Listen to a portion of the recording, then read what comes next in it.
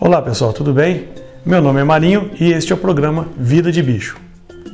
Hoje nós vamos falar sobre dois assuntos interessantes. Uma ocorrência que chegou aqui na APAS, no CRAS da APAS recentemente, ainda nessa semana, e um outro assunto agora que está repercutindo aí de forma nacional e internacional, que é a questão das pessoas que cuidam de serpentes em casa. Isso aí é associado geralmente ao tráfico internacional de animais. Nós vamos falar desses dois assuntos. Queria que vocês me acompanhassem.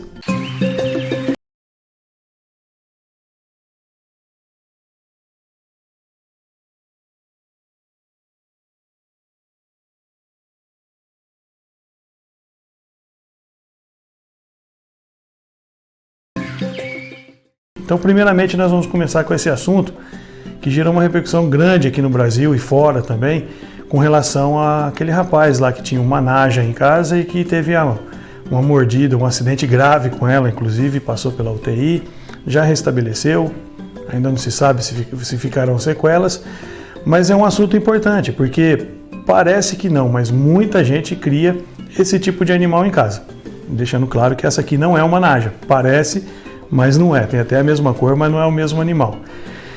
E o interessante é que daquele acidente com aquela naja já gerou outras coisas, como por exemplo a questão, ali foi só um fiozinho, né, do novelo, e agora a Polícia Civil, o IBAMA, até a Polícia Federal está investigando e levantando como chegou esse animal aqui no Brasil. Quem que trouxe? Quem que é a pessoa encarregada de trazer? Quem faz o tráfico? Porque esses animais geralmente são animais oriundos de tráfico mesmo. E a partir daí já apreendeu fora aquela naja, já apreendeu mais 16 serpentes, depois pegou mais algumas.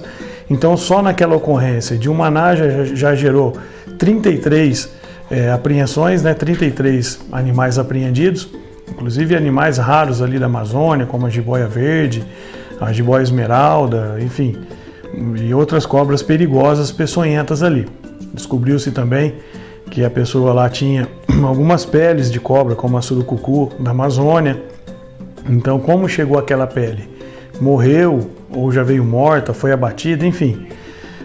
E depois daquilo, no Brasil todo foi chegando as denúncias. E aqui no estado de São Paulo não foi diferente. Houve uma denúncia em uma determinada cidade e a polícia ambiental foi lá e acabou apreendendo 40 corn snakes. Corn snakes são as cobras do milho, né, dos Estados Unidos.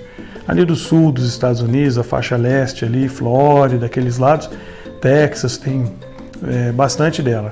E é um animal que hoje é o top, né, na questão do tráfico de animais, tráfico internacional. Então a gente deixa claro, né, que existe a forma legal de comprar esses animais, mas a grande maioria, grande mercado, se não 90% desse mercado de comércio de animais exóticos, né, ou seja, animais vindos de outro país e até mesmo fora do Brasil, né, quando o animal é exportado aqui do Brasil, esse comércio ele é ilegal, a sua grande maioria. Por quê?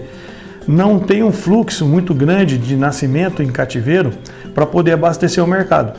Então as pessoas tiram da natureza, levam para um determinado local, um criadouro legalizado às vezes, e fala que nasceu em cativeiro, mas na verdade ele está vindo já vivo de outro lugar, né? Ou dos criadores clandestinos. Esquenta esses animais e acaba vendendo com nota fiscal, com microchip. Só que se for avaliar, analisar, né, o DNA desses animais, geralmente não bate.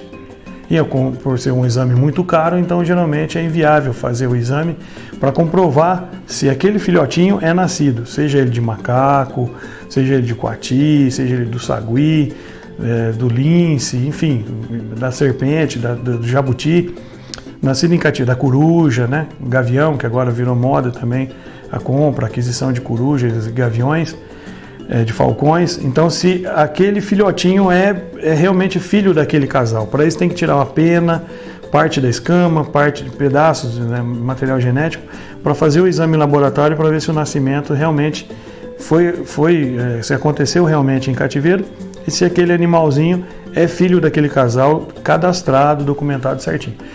E o que a gente orienta sempre é o seguinte: animal silvestre, a APAS tem uma linha de trabalho. Nós somos contra o comércio de animal silvestre, exótico, seja ele qual for.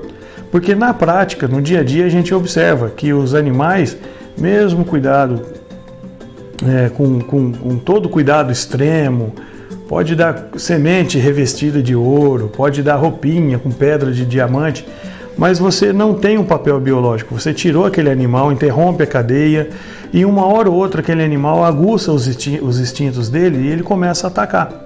Então a gente recebe animais aqui que a pessoa não quer mais, né? Que já começou a atacar, começou a morder. Isso vale para o macaco, isso vale para a iguana, isso vale para a serpente principalmente. E no caso das aves, o papagaio e a arara, quando chega aquele período, né, de acasalamento, de querer um outro da mesma espécie, ou ele já não quer mais viver com os seres humanos, ele quer viver com os da mesma espécie, eles começam a atacar e as pessoas querem abrir mão. Então isso gera um dano muito grande. Então o ideal, o que eu tenho que ter em casa? Aquilo que a gente sempre fala, gatinho, cachorrinho.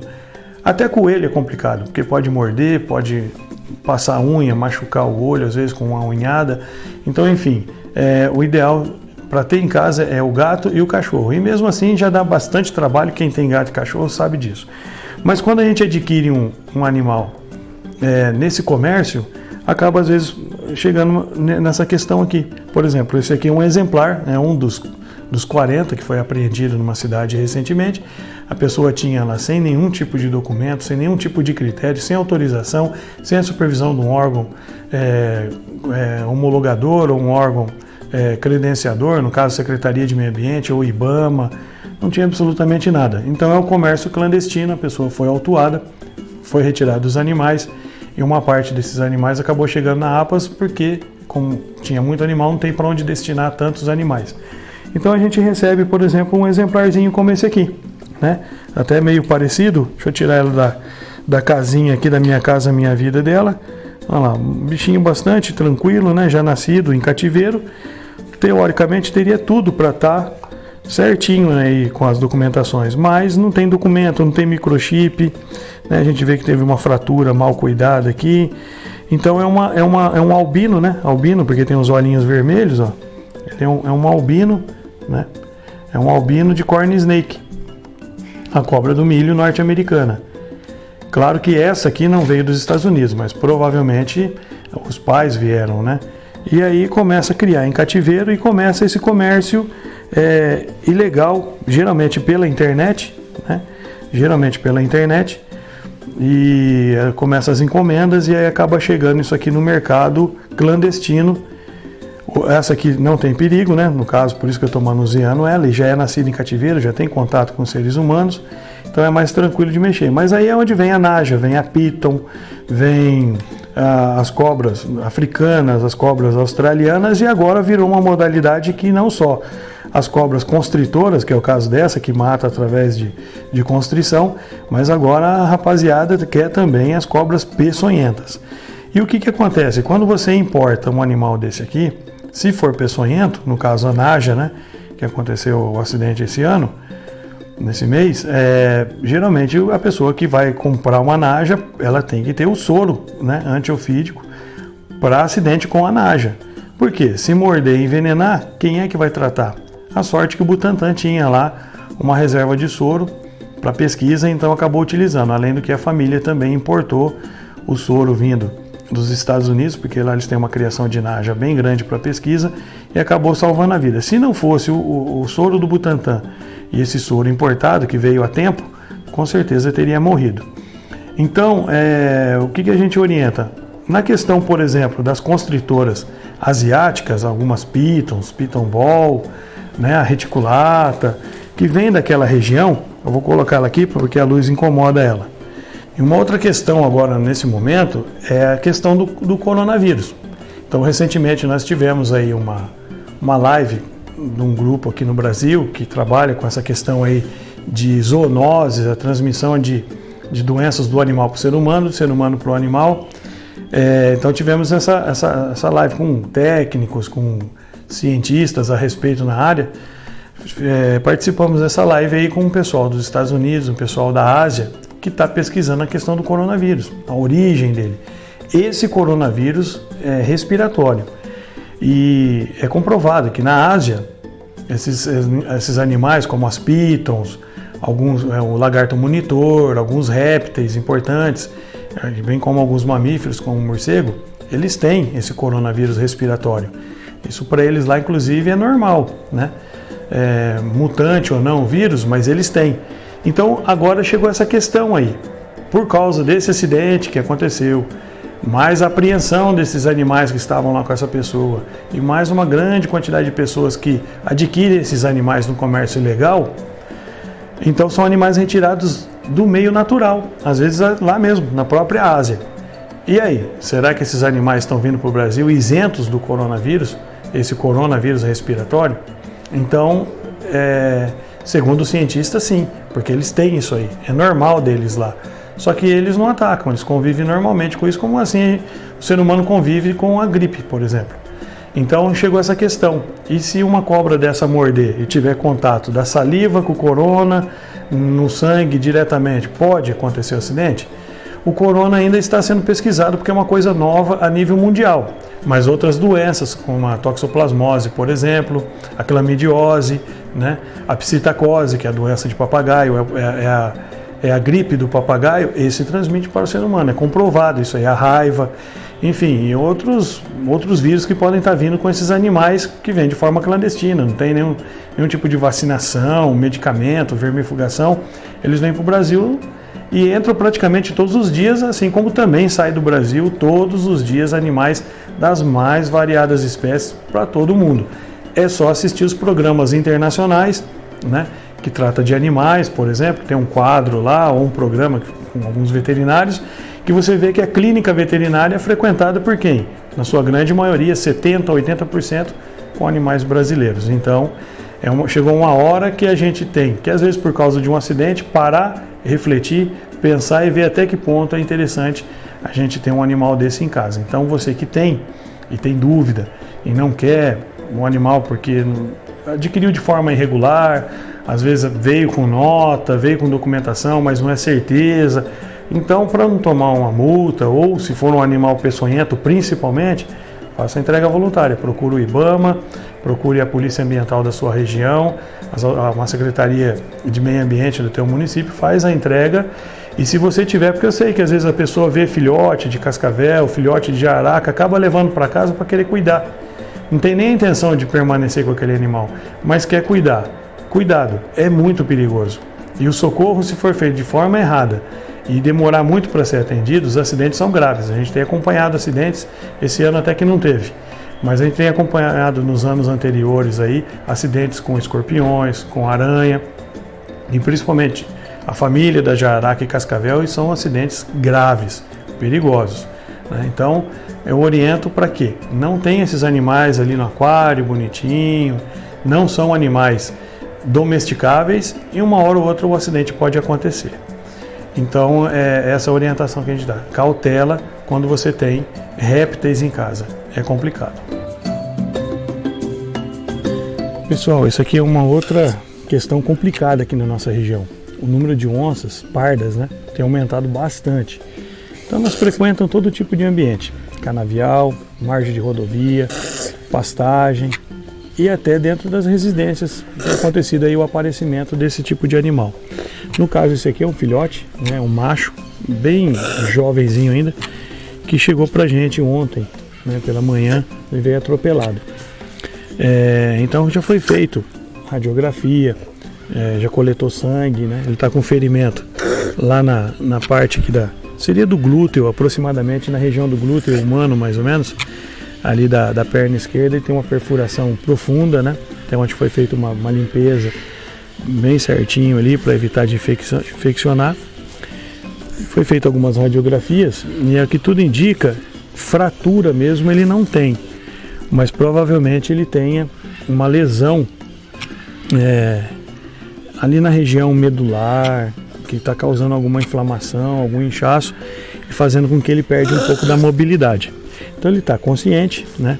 Aqui ele está à base de medicamento, né? Então ele já se alimentou hoje, já bebeu água, a alimentação teve que dar praticamente na boca dele. E nessa alimentação já foi a medicação para deixar ele mais tranquilo, para evitar dele se movimentar muito. Até porque tem uma pequena fratura na região da bacia, nada assim tão grave, né? Mas a bacia ela é complicada, não tem como engessar a bacia, né?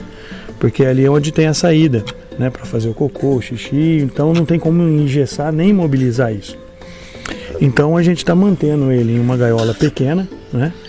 E monitorando ele, fazendo o medicamento, tudo. Ele está querendo pegar meu braço aqui para morder. Mas isso é bom porque mostra que ele está bem consciente, tentando se defender. Então, como não tem como imobilizar, então a gente mantém ele agora um período aqui, à base de um medicamento, seria vamos dizer assim, que seria um tranquilizante, bem levinho, né? Para deixar ele mais sonolento, para evitar ele se movimentar. Então a gente alimenta, dá água, troca o feno dele, que é para manter fofinho, e até para manter mais ou menos um ambiente que imita o ambiente natural. Então a gente mantém aqui um pouquinho do feno e tal, deixa a gaiolinha coberta num lugar bem isolado, né? E aí com a supervisão do veterinário constante. Então a gente acredita que agora esses próximos 5 dias é definitivo, para ver se ele vai restabelecer, se ele vai... Ontem mesmo ele já estava começando a ficar em pé, aí achou melhor fazer essa alimentação já com comprimido para tranquilizar ele, para ele não ficar muito ativo por causa dessa fratura na bacia que pode agravar. Então, nesses próximos 5 dias é determinante o sucesso, né, do restabelecimento dele, ou de repente se vai complicar a situação. Então esses 5 dias agora é complicado. Então está agendado agora para amanhã, ou segunda-feira, mais tardar segunda-feira, a gente fazer um ultrassom para ver se tem uma questão de hemorragia interna, embora não há indícios, né, de que tem hemorragia, mas enfim, só para tirar todas as dúvidas. Coletar um pouco mais de sangue para ver a questão do sangue dele, se está certinho, a plaqueta, enfim, parte das defesas dele, para a gente ter um parâmetro do dia que ele chegou e de 2 em 2 dias fazendo o exame para ver se está mantendo íntegro o sangue, os nutrientes, enfim, ou se ele está regredindo. Então é para a gente ter um parâmetro. Então ontem ele já foi marcado, identificado, já foi colocado um microchip nele, já foi feita toda a ficha de entrada, então agora tem identificação. Então ele está prostradinho assim, primeiro em decorrência do acidente em si, mas é principalmente também por causa do efeito de medicamento. Então nós vamos agora monitorar. Então é o que eu falei, esses 5 dias agora é determinante para o sucesso, né, ou para o agravamento da situação. A gente acredita sempre que vai dar certo. E esse aqui, por ser um macho bem jovem e selvagem, então se tudo der certo, se ele voltar a andar, belezinha, ele vai permanecer aqui um tempo até ele fazer a vermifugação, até ele ganhar peso, porque ele veio bem desidratado, bem desnutrido. E assim que ele tiver belezinha, tal, tranquilo, já com a alimentação em dia, peso e bem ativo, e aí a gente vai promover a soltura dele na mesma região de onde ele veio. Esse aqui veio numa região próxima a Dracena, tem muita onça parda lá, e esse aqui no caso ele foi atropelado, né? Não sabe por que tipo de veículo, então isso já é um complicador. Não sabe a intensidade também do acidente, da pancada, se ele passou por baixo do veículo, se o veículo era alto, se era baixo, porque isso tem também, se era uma moto.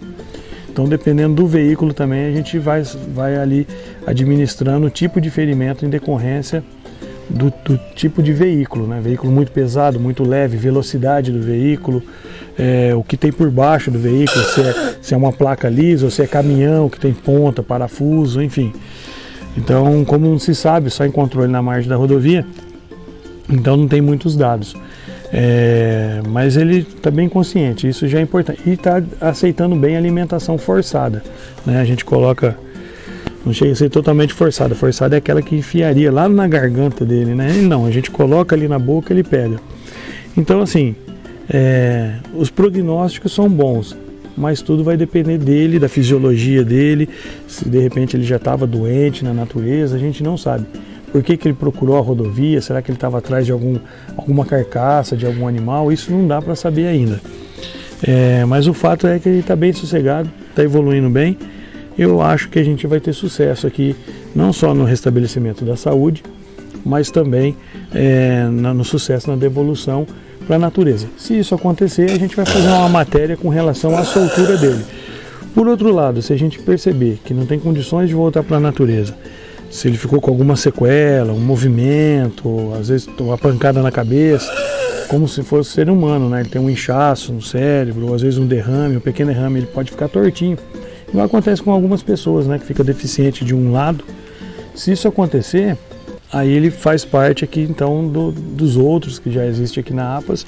Ele vai permanecer aqui com outros machos da mesma idade, vivendo junto ali, às vezes até em viveiro coletivo com mais de um, e vai ter uma vida aqui. Mas a gente espera que isso não aconteça, espera que a gente devolva ele para a natureza. E se isso acontecer, aí ele será objeto de novas matérias aí para mostrar como que é feita a soltura e o monitoramento de animais resgatados na nossa fauna regional. E aí, pessoal, gostou do programa de hoje? Muito legal. Só retificando aí, eu tô sem máscara, mas o Alex está a 2 metros de mim, né? Então vamos respeitar o distanciamento social e a questão da colocação da máscara. Aqui não dá para falar de máscara, que fica muito abafado aqui no microfone. Bom, se você tiver um animal na sua casa, você não quer mais esse animal, viu o programa de hoje, seu animalzinho de repente não tem documento, ou às vezes tem documento, mas você tem medo que aconteça algum acidente, né? Às vezes com uma criança, sei lá, enfim. Se você não tiver mais interesse nesse animal, você pode fazer uma entrega voluntária. É uma anistia que a Polícia Ambiental, não só do estado de São Paulo, mas de outros estados, e o IBAMA também, né, a nível nacional, é uma anistia que não gera multa, né? Então você faz a entrega voluntária, esse animal ele é destinado para um órgão como a APAS, um empreendimento de fauna, que vai fazer a reabilitação ou para devolução na natureza, ou ficar com a permanência dele se ele for já dependente de cativeiro. Se você tiver alguma dúvida sobre a questão de fauna, quiser entrar em contato, fala com a gente nesse telefone, entra em contato com a gente e na medida do possível a gente pode informar com relação à gestão de fauna, monitoramento de fauna. Às vezes apareceu um animal, é um animal peçonhento, não sei que animal que é esse, entra em contato com a gente e a gente na medida do possível reconhece um animal peçonhento, às vezes pelos meios da rede social, por exemplo como o WhatsApp. Você pode mandar uma foto de longe, né? Vai chegar pertinho para tirar foto de uma cascavel, que é perigoso, mas tira foto de longe e aí a gente identifica esse animal. Infelizmente começou a partir agora desse mês a encomenda para papagaio, maritá, carara, que agora é o período que eles começam a preparar os ninhos, né? Já vão alguns inclusive com esse calor antecipado aí, esse período mais de estiagem, já nos ninhais deles eles já estão começando a querer fazer a postura. Então já começa também, infelizmente, a encomenda de papagaios, araras, tucanos, enfim. Não entra nessa rede internacional e nacional aí de tráfico de animais. Não seja um contribuinte por isso aí. Sempre lembrando que o tráfico de animais geralmente está associado a tráfico de drogas e tráfico de armas. Geralmente são o mesmo pessoal que trabalha com essas duas áreas aí.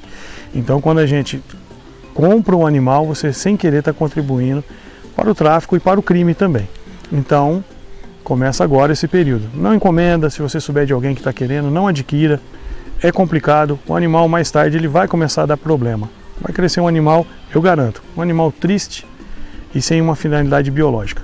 Então nunca esquecendo daquele nosso lema: para um papagaio te dar o pé, outros 50 deram a vida. Encontro vocês no próximo programa.